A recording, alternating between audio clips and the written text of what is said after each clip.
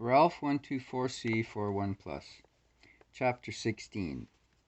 When Ralph bursts into the machine room of the Martian flyer and sees Alice lying dead in a pool of her own blood, the shock is almost more than he can bear.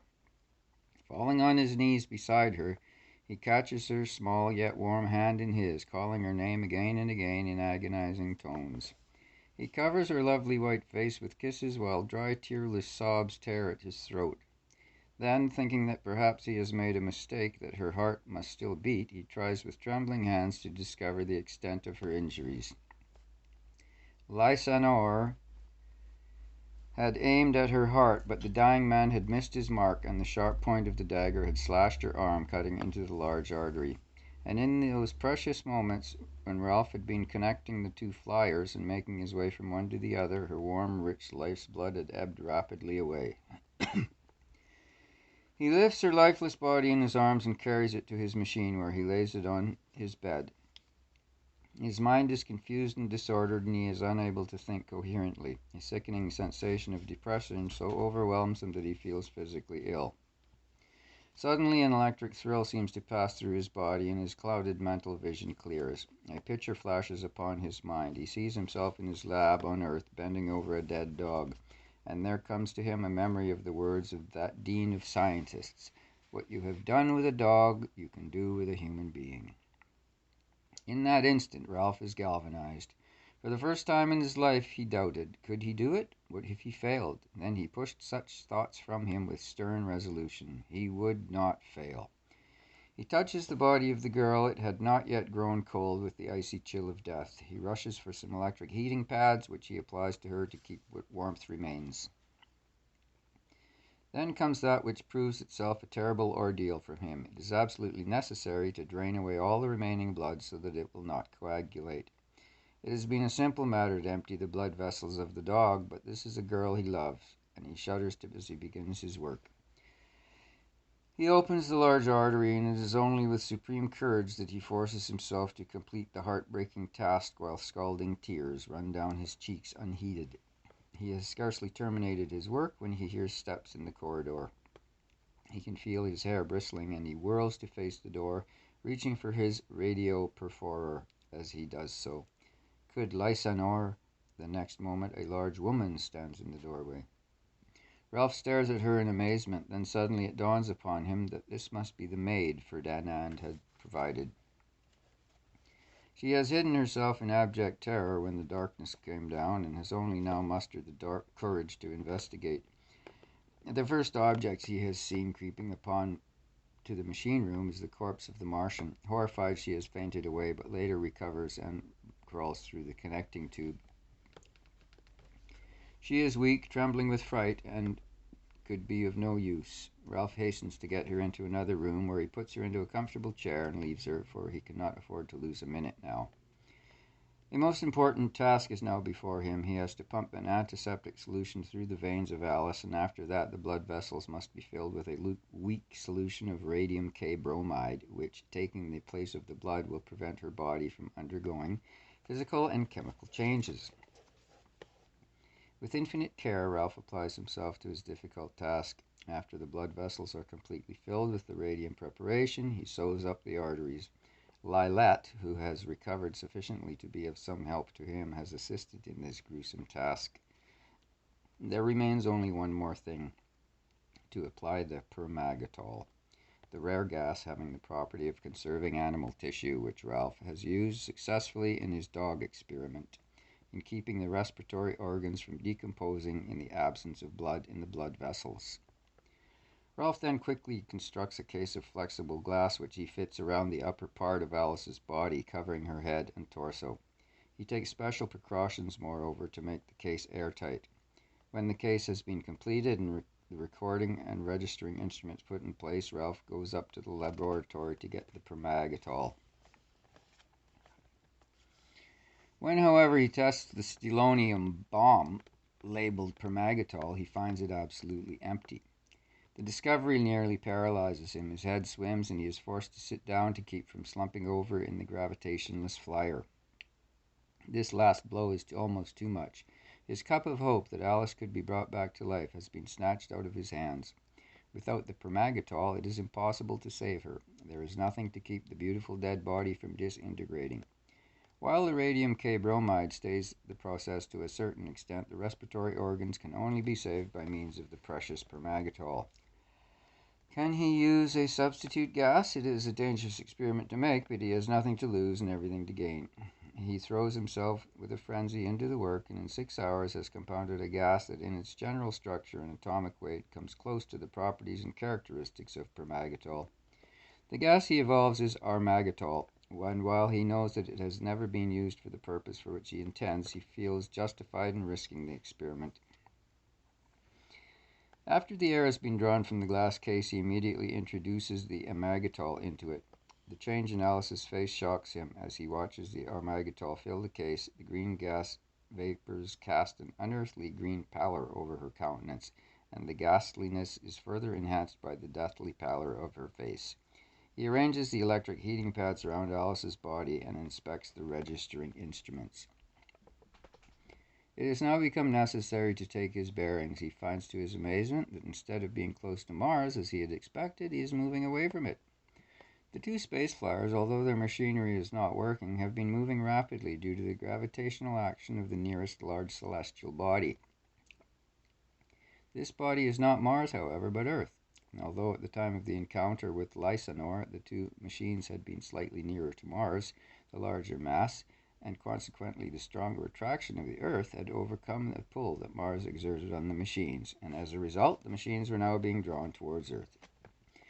A glance at the celestial chart reveals to Ralph that Earth and Mars will be in opposition the next day, and that he was separated from Earth by 22 million miles.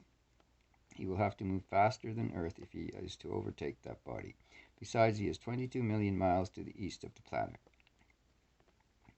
The Earth is traveling 65,533 miles per hour in its orbit. A simple calculation indicates that by forcing his space flyer to the utmost, or 90,000 miles an hour, he could not hope to reach Earth in less than 50 days, as he can only gain about 24,400 miles an hour on Earth.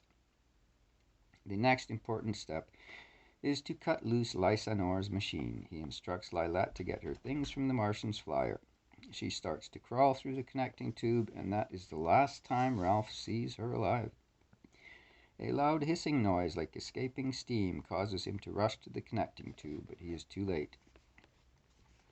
The automatic safety valve has sprung, and the circular door of the connecting tube has been hermetically closed.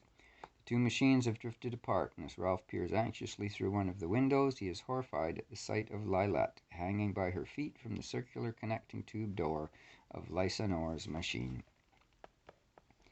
The door has closed automatically when the two machines have become disconnected. The air has, of course, rushed out immediately from Lysanor's flyer. She has died in a few seconds, and her body has become distended to a great many times its normal size. Ralph, nauseated by the terrible spectacle, turns away from it. There is nothing he can do. Few people realize that it is nothing but the atmospheric pressure that keeps our bodies from falling apart. Thus, it is well known that when flying at high altitudes on the Earth, where the atmosphere becomes thin, blood will begin to flow from the mouth, nose, and ears. When he glances backwards a few minutes later and sees Lysanor's machine, he gives an exclamation of astonishment. The machine is not to be seen, but in its place is a wondrous comet, its tail streaming thousands of miles behind it. Lysanor's flyer, which is somewhat larger in size than that of Ralph's, has captured the artificial comet. There remained not a part of it attached to Ralph's flyer. Ralph reasons that the air that had been contained formerly in Lysanor's machine has, upon rushing out of the flyer after Lilette's fatal accident, mixed with the gases of the comet and thereby assisted the latter in detaching itself from Ralph's flyer. It remains within range of his vision for many weeks before it is finally lost in the depths of infinite space, where it will in all probability rush through the boundless universe for aeon upon aeon, where it would eventually collide with some other body and will be reduced to cosmic dust. The long days during Ralph's flight back to Earth leave their indelible imprint upon his mind. Never, in all the years to follow, can he look back upon them without a shudder and remember the heartbreak of the terrible hours in which he sat beside the bed on which lay his beloved. The nearer he draws to Earth, the more his dread of the coming ordeal increases. He is by no means sure that he can bring Alice back to life, and it is not even probable. It is but an experiment at best, the outcome of which cannot be foretold. If armargatol will bring the same reactions as permagatol, there is a reasonable assurance of restoring Alice to life, but Ralph is inclined to doubt the efficiency of the substitute gas. He examines her every few hours, and once in 24 he looks at the blood vessels. This is made possible by means of his platinum barium arcturium eyeglasses, which act in a similar manner to the old-fashioned X-ray screen. Inasmuch as all the blood vessels of Alice's body are filled with radium K bromide, which, like radium, excites the platinum barium arcturium eyeglasses, each blood vessel can be expected with ease. The invisible rays emanating from the radium K bromide solution in the blood vessels show Ralph their exact condition. While all the blood vessels remain healthy, Ralph becomes greatly alarmed over the change that slowly but steadily makes itself apparent in the respiratory organs. Some change is taking place which he does not understand. He knows it must be the action of the armargatol, but he is unable to do anything, as with the chemicals on hand it is impossible to produce the life-saving permagatol. Ralph grows more despondent each day, and his hope of bringing his betrothed back to life grows dimmer and dimmer as the hours roll by. For the first time since he has left Earth, he becomes space sick. Space sickness is one of the most unpleasant sensations that a human being can experience. Not all are subject to it, and it does not last longer than 48 hours, after which it never recurs. On Earth, gravitational action to a certain degree exerts a certain pull on the brain. Out in space, with practically no gravitational action, this pull ceases.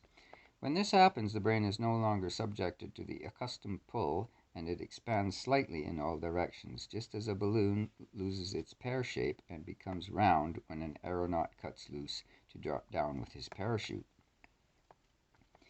The effect on the brain results in space sickness, the first symptoms being violent melancholy and depression, followed by a terrible heart-rending longing for Earth. During this stage, at which the patient undergoes great mental suffering, the optical nerves usually become affected and everything appears upside down, as if the sufferer were looking through a lens. It becomes necessary to take large doses of siltagol, otherwise brain fever may develop. At the end of 2 days, the sickness leaves Ralph, but it has left him worn and exhausted physically, and he is subject to terrible fits of depression. At these times, the boundless space about him appalls him, weighing him down with its infinite immensity. The awful stillness crushes him. Everything seems dead, dead as was that silent, motionless figure that has been a living, laughing creature who has loved him. It seemed so long ago. He feels that nature herself is punishing him for his daring assault upon her dominions. He has presumed to see the laws of life and death at variance, and this is the penalty, this living death shut in with the living dead. At such times a madness of fear and despair grip him. He will fling himself down on Alice's side, his face buried in her cold inert hand, and sob like a child in his loneliness and agony of spirit. When this has passed, he will return to his state of lethargy, sitting hours at a time, staring moodily at the floor. Gaunt, hollow-eyed, and listless, he seems more mad than sane. And yet, the tremendous willpower of the man comes into evidence when, within 48 hours' distance of Earth, he throws off his blinding lethargy and makes himself ready, mentally and physically, for his last fight for Alice's life. He has drawn close enough to Earth now to use the radio apparatus, and soon he is in hourly communication with his laboratory. He gives his instructions clearly and definitely, and he soon has assurance that everything that can possibly be done for the dead girl has been carefully arranged. Ralph's flyer lands on top of his tower 69 days after his departure. He is greatly impressed at the sight of the flags of the city at half-mast. The town itself is very still. There are no aeroflyers, no vehicles in motion in the streets. Business is at a standstill for 10 minutes after Ralph lands. Thus the world expresses its deep symphony. Within a few minutes, Alice has been placed on an operating table in Ralph's laboratory, and 16K5+, the world's greatest surgeon who has been summoned, is in readiness. Ralph is placed on an operating table to the right of Alice. To the left lay Cleos, a beloved cousin of Alice. In a few seconds, Alice's arteries have been opened and the radium K bromide solution is drawn off. A quantity of warm distilled water containing antiseptic salts is then pumped through her blood vessels by two assistants. During this time, the surgeon has opened the large arteries of both Ralph and Cleos and has introduced a flexible glass tube into each. In a short time, the blood of Ralph and Cleos begin flowing rapidly through these tubes into Alice's blood vessels. Simultaneously, a third assistant administers oxygen to Alice, while a fourth commences to excite her heart rhythmically by means of electric current. The brain is stimulated energetically at the same time by means of the powerful F9 rays, and while Ralph and Cleos grow paler and paler as their blood flows out into Alice's body, the latter begins to acquire color by degrees, though there is no other sign of life. After enough blood has been taken from the two, the surgeon closes their arteries, and while Cleos had fainted during the ordeal, Ralph, weakened as he is, remains conscious by sheer force of will. The surgeon, 16K5+, asks Ralph if he does not think it will be better for him to be removed to another room, but Ralph refuses, so vehemently, despite his terribly depleted strength, that he is allowed to remain. He asks to be raised slightly higher, that he might watch the work of restoring Alice to life, and this request too is granted. Almost 2 hours has passed since Alice has first been laid upon the operating table, and still there is no sign of life. The suspense becomes well nigh unendurable, not only for Ralph, but to the workers as well. Was she lost, after all? Is he fated never to see her alive again? The great surgeon and his assistants are working desperately. Every conceivable means is used to revive the inanimate body, but all is to no avail. As attempt after attempt fails, the faces of the men grow graver. A tense silence prevails throughout the lab, broken only by the surgeon's sharp, low instructions from time to time. It is then, when the tide of hope is at its lowest ebb, that Ralph beckons one of the assistants to his side. Though unable to speak above a whisper, so weak is he manages with difficulty to convey his meaning to the man.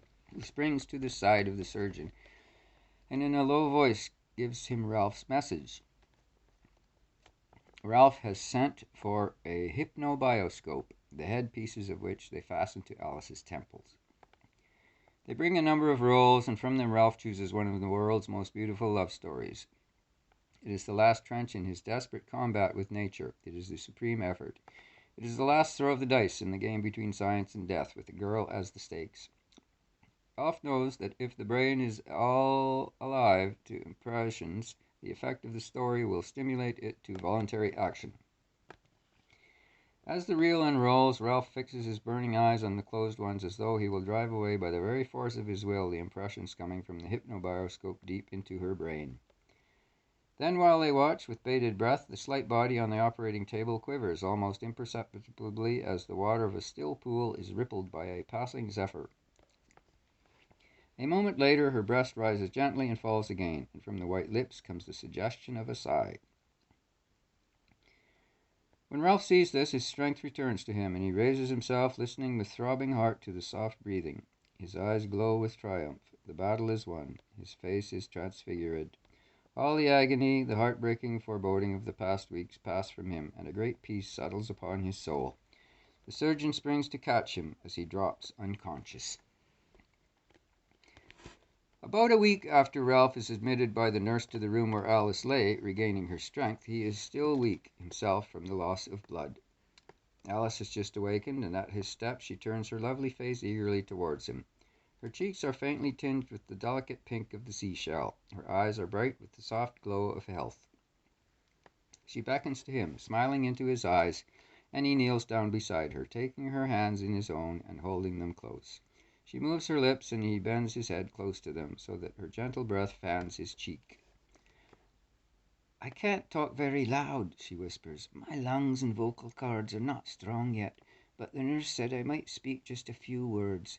I wanted to tell you something." "What is it, my darling?" he asks tenderly. She looks at him with the old sparkle of mischief in her dark eyes. "Dearest," she says, "I have just found out what your name really means." Ralph twines a little tendril of her hair around one of his fingers. "Yes?" he asks with a quizzical smile. Well, you see, and the lovely color deepens to rose, your name is going to be my name now, so I keep saying it over to myself, my darling. 1, 2, 4, C, 4, 1. The end. Thus closes Ralph 124C 41 Plus, written in 1911 by Hugo Gernsback.